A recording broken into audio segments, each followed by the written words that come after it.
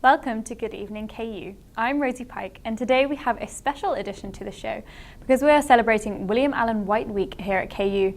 Joining us today is the 8-time Emmy Award-winning New York best-selling Times author, journalist and news correspondent Bob Dotson. Please join us at 4 p.m. on Thursday for the William Allen White National Citation and Annual Awards and Scholarship Ceremony at the Kansas Union in the Woodward Auditorium, where Bob Dotson will accept his national citation. Immediately following the ceremony will be a big reception and a book signing in the Big 12 room. If you can't make it on Thursday, you may be lucky enough to be paid a special visit by Bob in one of your classes.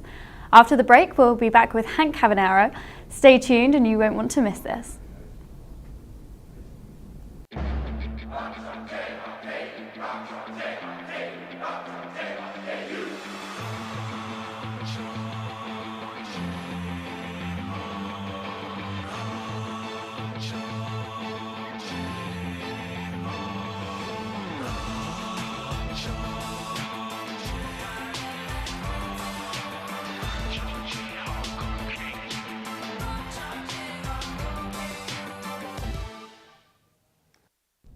Thank you for joining us. My name is Hank Cavanero, and I'm here with a living legend, living storyteller, Bob Dotson. So Bob, how are you? I told you to say that.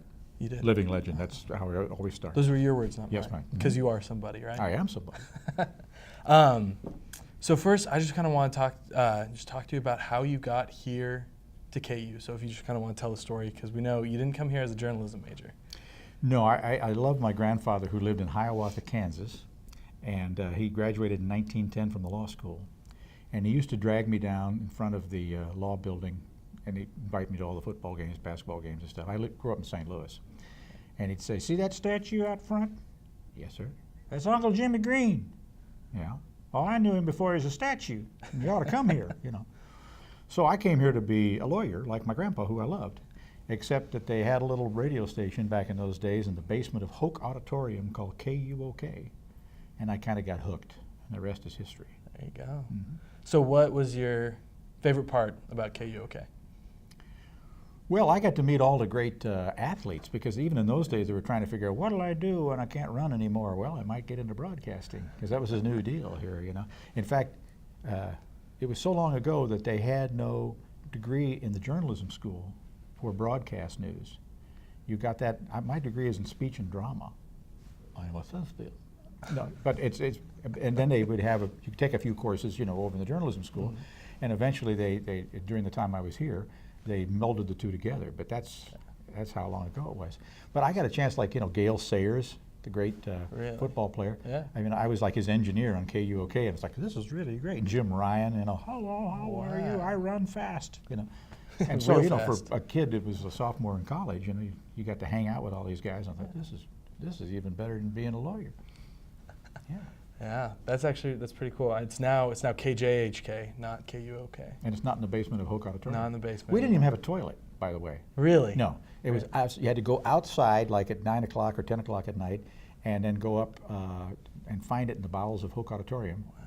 And the only way it got changed was a woman who was a DJ at night said, "I got lost going on," you know. So she wrote a letter to the Daily Kansan.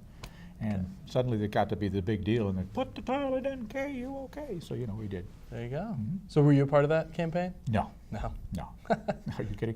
In fact, I worked, after that I worked on KANU, which I think is now Kansas Public Radio. Okay.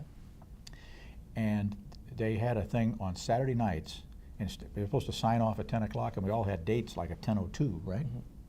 Except the program director, who was an adult, decided that she wanted to end with what she called portals of prayer. Okay. Right? And so at the end you'd say, "And now we leave you with portals of prayer," and then you play a little short classical piece and an amen, and you're out of there. Okay. Problem was she kept getting longer and longer and longer. And they had one, it was like a Bach cantata that went on for 45 minutes. 40 Saturday night, right? Oh. So it wasn't me. I was a senior, as a chief announcer, I had to fire this guy, but because the program director happened to be listening. But I was laughing while I was firing him. I said, "You're going to actually make a better deal out of life than any of us." Because what he did was he says, "And now it's time for portals of prayer and my date." And he slip-started the record, and he had cued it just to the amen. Amen. Good night, everybody. Turned it off. So he just cheated the whole system. Just cheated it, yeah. So I had to go in and fire him, but I thought, you know, I was laughing so hard, I said, you know, you're my hero. So we actually have a quick picture for you. If you can look over there. So this was you back in the day, I believe. Jesus. So there's some comparisons there, aren't there? Yeah, you love the tie? I do. Yeah, I was the actually coat? wanting to get an outfit close, but I Yeah. couldn't find anything. That is 1960s. 1960s? Yeah. Was that here at KU or was that back? No, it was my very first job was in Oklahoma City, Mhm. and I was anchoring the morning news cut-in. And in those days, they had microphones about the size of a hot dog, and they had this big production opening, right? You know, from the east, from the west, here's Bob. You know, and I went, "Good morning," and the microphone goes clunk on the floor, and I'm standing up, you know, and I goes, "What do I do?" Well, I know I need a microphone, so I dived down to find it, and of course, it had rolled under the podium. Meanwhile, the director's saying, "What happened to Bob?" "He's under the podium," and so the cameraman, "Well, tilt up and find him." So they rolled, you know, like this, and got my rear end, and I'm like, I came up and I had like 12 seconds left, and I said, "In other news." So I walked down the hall, and the news director came back, and he was like just finishing breakfast, and he goes, "You know, Bob, they don't pay us to look stupid." That's all he said, right? That's all he said. So I called my mother, and I said, "Well, I think this journalism thing is over," you know. And she said, No. He's just trying to get to the point where, you know, you learn from this." And that's exactly what it was. Yeah. I went on there. I only have had 2 jobs in my entire life. Well, I've had 3, but I shouldn't tell you about the third. Because, well, I will. I was going to say, I don't think you can just dangle that one out there Can't and do leave that. it. When I graduated from KU, I went back to St. Louis, and I tried to get a job at KMOX Radio, which at the time was a CBS owned and operated radio station. 50,000 watts, it was huge. And they said, "Well, yeah, we got a job for you." And I thought, gosh, KU, this is great, you know. Well, the job we have is at the St. Louis Zoo as an announcer for the chimpanzee show. My parents were not impressed. Yeah. You know, 4 years, right? It's a chimpanzee show. So I said, okay, I'll do it. Batman was big that year. Okay. And so I was up there in the announce booth, and they had a little star named Little Pierre. It was a little tiny chimpanzee, and they played the Batman music, Batman, and he'd come up dressed as Batman. The trainer would put him on the wire, and he would come down hand over hand and join everybody else on stage. Marlon Perkins, who was the director of the St. Louis Zoo, gave me a pellet gun that shot not pellets, but like little sponges, because there was another chimpanzee named Captain Bozo who was so big that he was throwing trainers in the water because he had heard it somewhere that he didn't have to do this anymore. And when you retire at the St. Louis Zoo as a chimpanzee, you get to become a breeder. Okay, let's see. Chimpanzee show with a unicycle or go find a girlfriend. So Marlon said, you won't hurt him, but every time he gets over near this permanent wire, take a shot at him because it'll be like a fly and it'll distract him and he won't get on that wire and maybe drop in with the kids. So, you know, being a young guy. You should have fun with that. Oh my God, I shot him all the time. And he's like, you know. So anyway, toward the end of the summer before I went on to grad school, the engineer and I had this down, so we're like playing gin rummy. You know, Yeah. And you could hear from what the audience was doing, how about a big hand for them, boys and girls? You know, and we heard this gasp, and we looked up. Captain Bozo's on the wire. Uh-oh. Yeah, and he's up over the moat. And my big mistake was I leaned out of the announce booth and went, ba-da-da, ba-da-da, ba-da-da. And so he's swatting these little, you know, sponges, and he drops in the water, and then pops back up on stage, and everybody goes, "Yay, this is great! This is one of the best shows I've ever heard." No. Marlon Perkins invites me in the next day, and he says, "Bob, I'm going to give you a really good recommendation, and I'm going to fire you. Because I know tomorrow the St. Louis Post-Dispatch is going to have a headline that says, 'Zoo employee shoots beloved chimp.'" And so fortunately, I had a job in Oklahoma City, which was my only other job besides NBC. So I had that one job, which I will never tell you about. Oh, I guess I just did. Yeah. And then I got a job at a local station and did something that got noticed with the network. And this is my 40th year with NBC. Wow. And you do have another job. You're an instructor at the MPPA workshop, correct? That's correct. Yeah. So you want to talk, because you were there? Well, I've been doing this same speech. I don't know why they keep inviting me back. But I used to introduce myself as the enemy. You know, I was a reporter, and most of these other people were there to learn photojournalism. But they have this great teaching format, which is kind of like a video boot camp. And young college students come there, and young professionals who like had a little recognition. Yeah. And what they do is they virtually cut off all your hair and say, "Now we want you to go out and shoot a story, but you only have a minute's worth of tape.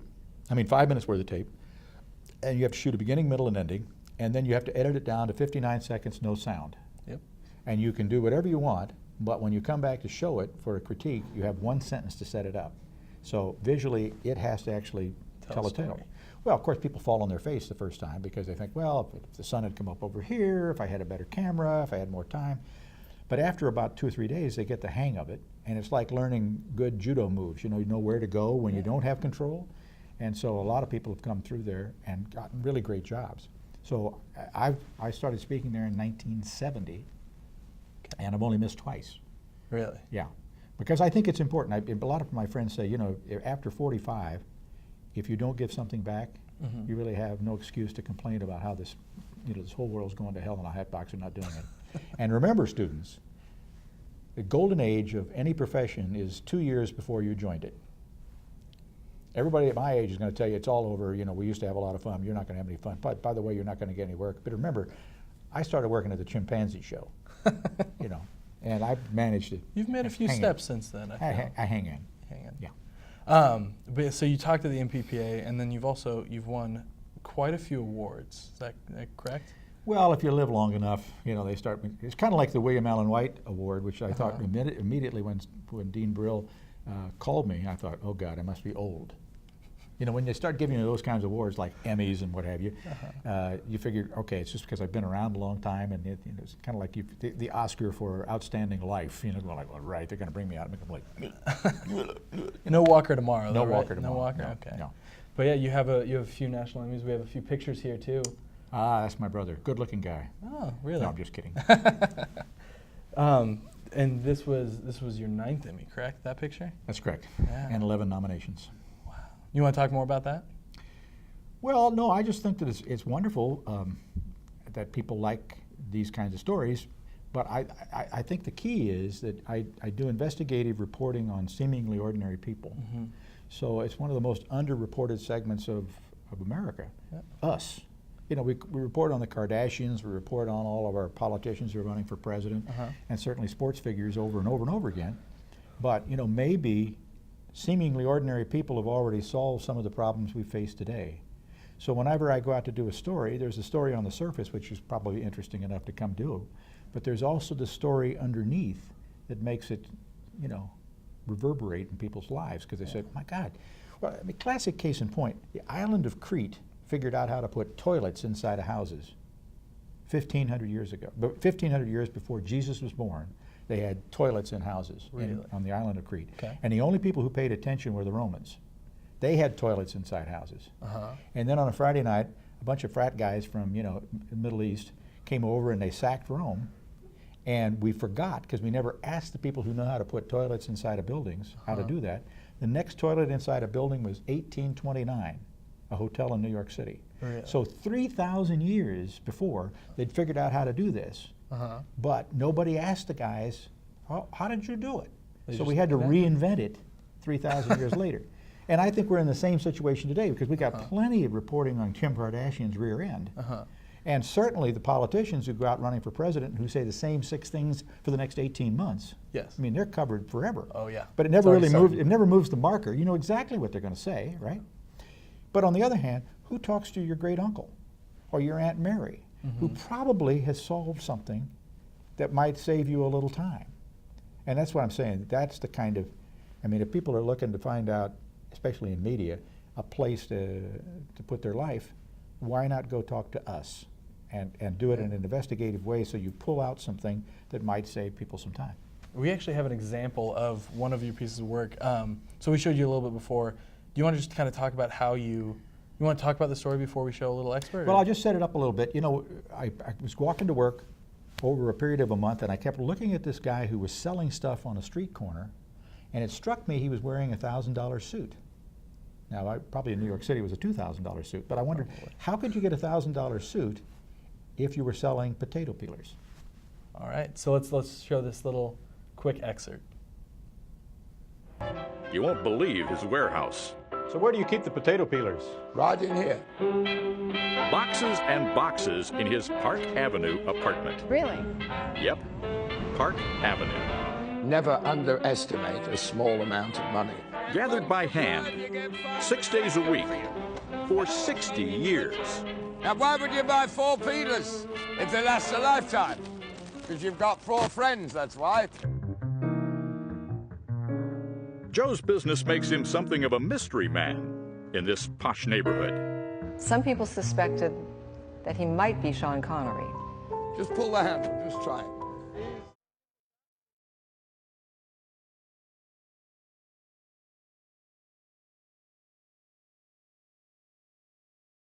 All right. You know, I asked him, I said, what was the most difficult thing you ever sold? Christmas trees in February. How do you do that? He tell you? He's a great salesman. Great salesman. I mean, you find out what people need. They don't need a Christmas tree in February, and you figure out how to do it. Like, for instance, when he sells those potato peelers, he didn't just hawk them. What he did was he'd come in and he'd sit down, and he'd start working with the potato peeler as if peeling that potato in that particular way was the most important thing in the world. And then when people asked him questions, he'd whisper. So they had to come closer and closer. And then he'd hand them the potato peeler, and he said, you try it. And it was like he was really interested in just teaching them how to work on the potato peeler. And finally people say, how much? And he'd go, oh, and they'd dangle $5 bills in front of him, and he'd, I just want you to. Well, they kept getting a bigger and bigger crowd, and I watched him get $1,000 in 25 minutes. Really? And he spent every penny he ever had every day.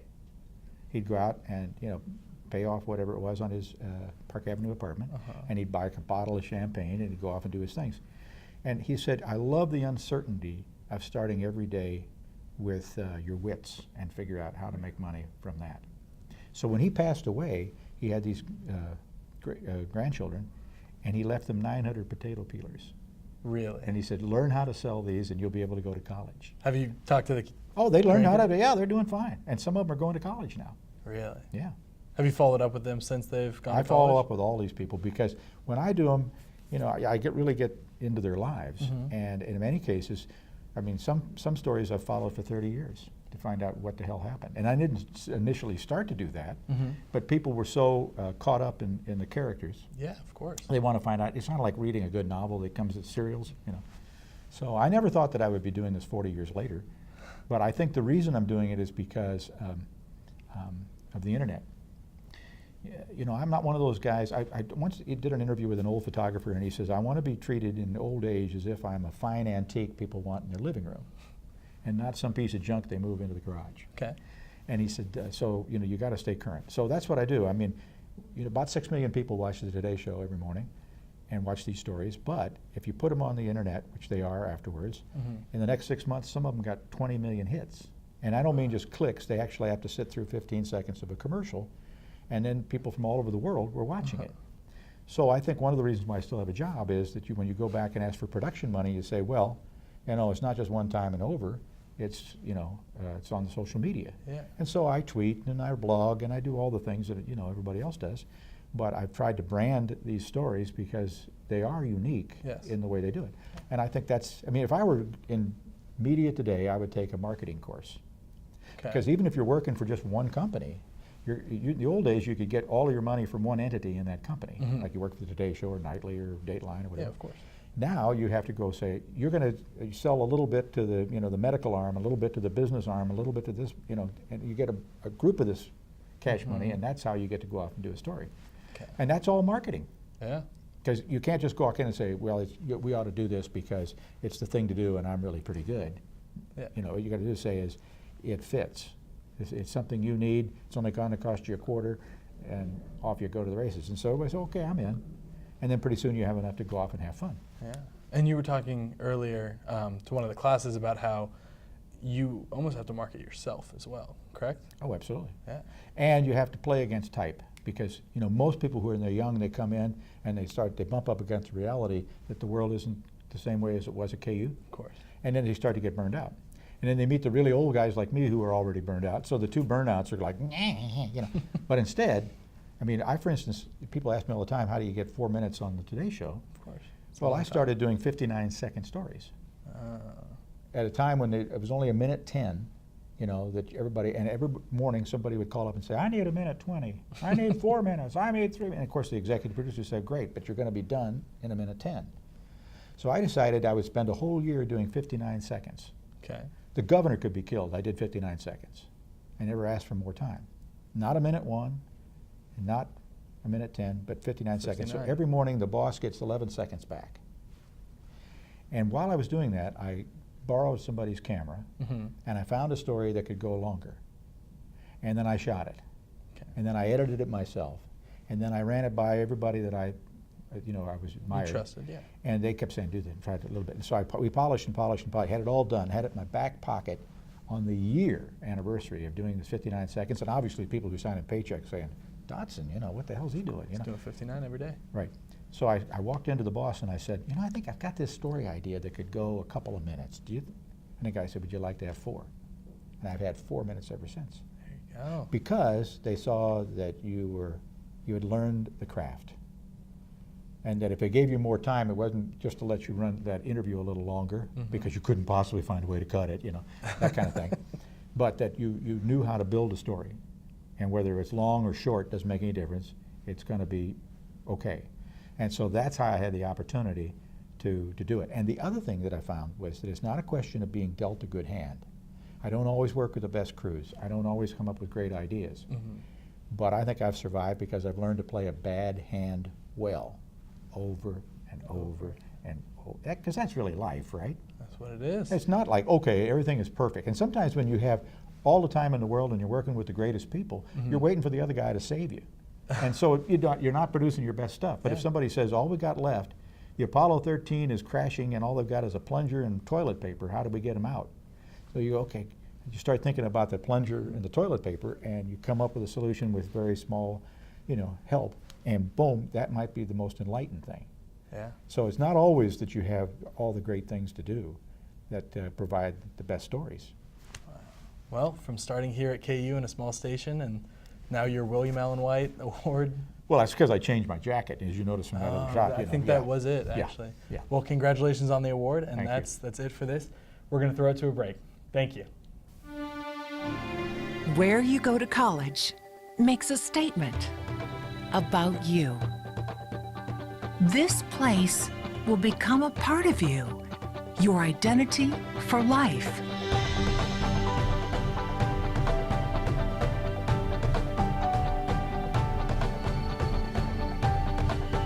The University of Kansas, a great place to be you. Thank you for joining us on this special edition of Good Evening KU. And don't forget to tune in to next Wednesday's show and head to Stalford Flint tomorrow for a free lunch from 11:30 to 1:30. Also, for behind the scenes updates, follow us on Twitter, Instagram and Snapchat @Media Crossroads.